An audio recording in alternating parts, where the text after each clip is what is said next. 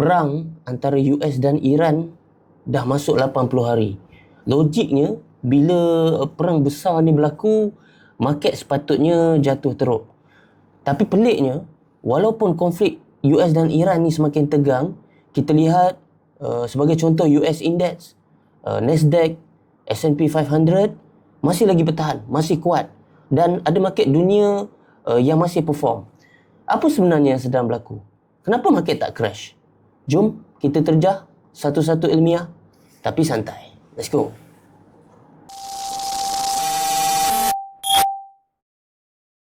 Ya, pada awal-awal perang tempoh hari, market ekonomi ni sempat panik sehinggalah ke penghujung bulan Mac 2026. Tetapi selepas daripada itu, kita melihat market stabil semula dan kembali perform, terutamanya kepada US Index, S&P 500, Nasdaq, Dow Jones dan juga Russell.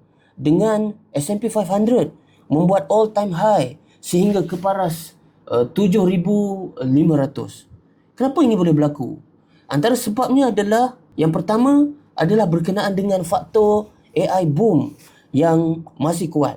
Kalau kita lihat saham seperti Nvidia, Microsoft, Google, Amazon masih lagi mencatatkan permintaan yang cukup besar. Kita lihat juga data center yang semakin berkembang dengan AI spending yang semakin meningkat, membuatkan demand chip semakin tinggi.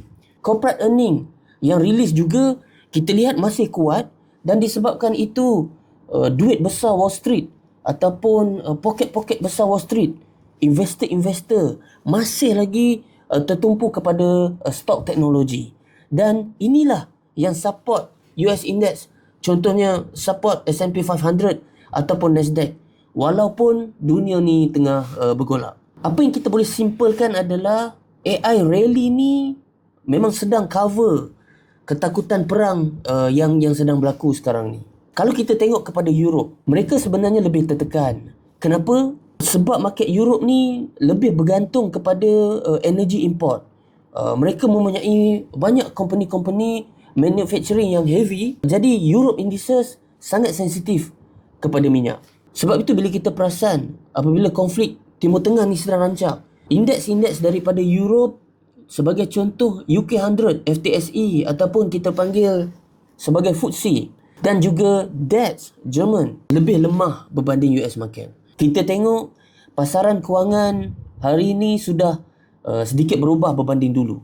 Dulu perang memang terus boleh jatuhkan market. Tapi hari ini kita lihat investor melihat selagi AI dan teknologi industri ni berkembang, big company ni masih untung dan minyak sendiri belum sepenuhnya hilang kawalan, bermakna market global ni masih ada demand. Yang kedua, nak tak nak kita memang kena cerita berkenaan dengan Selat Hormuz. Big investor ni melihat selagi Selat Hormuz ni tak lumpuh sepenuhnya, maknanya market ni masih lagi tenang. Buat masa sekarang, disruption di Selat Hormuz ni masih lagi terkawal. Ya, minyak memang naik harga, tapi belum sampai kepada peringkat global collapse. Sebab itu market belum berlakunya panik besar.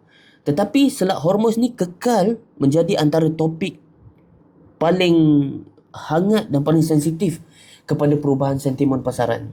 Dan investor percaya semua pihak cuba untuk elak perang global yang penuh lah.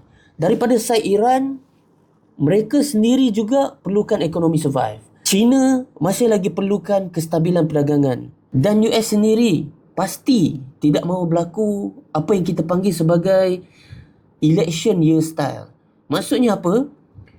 Kerajaan US dan pimpinan politik terutamanya biasanya sangat cuba untuk elakkan ekonomi untuk jatuh teruk pada ketika adanya pilihan raya. Dan pada penghujung tahun 2026 ni, US bakal mengadakan midterm year election. Jadi sudah tentu pastinya mereka akan berjaga-jaga kerana takut jika kalah dalam pilihan raya, agenda ekonomi mereka boleh terganggu. Assalamualaikum.